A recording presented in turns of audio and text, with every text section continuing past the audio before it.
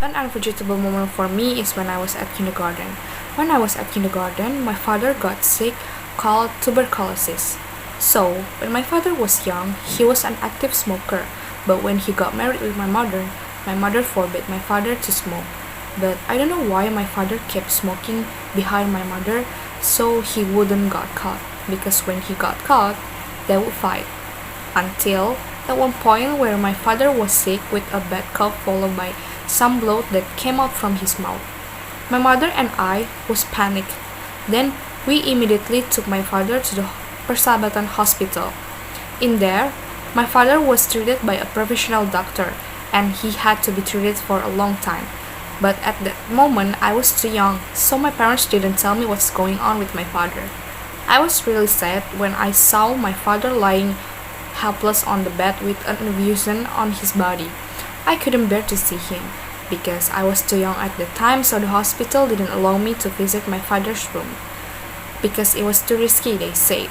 So I was very sad because I couldn't approach my dad and I could only see him from a distance while I'm waving my hand. I think when I was a kid, that was my lowest and unforgettable memories of my life, because I must be separated ways with my father, even though I'm the only one who get really close with my father. My father could barely be saved because the illness he was suffering was so severe that almost all of his lungs were damaged, and his friends or his roommate didn't manage to sustain their lives. But once again, God is good. He gave my father a chance to live so that my father could finally survive his illness until he was completely healed. And my father said that after he recovered, he received an award from the hospital for successfully recovering.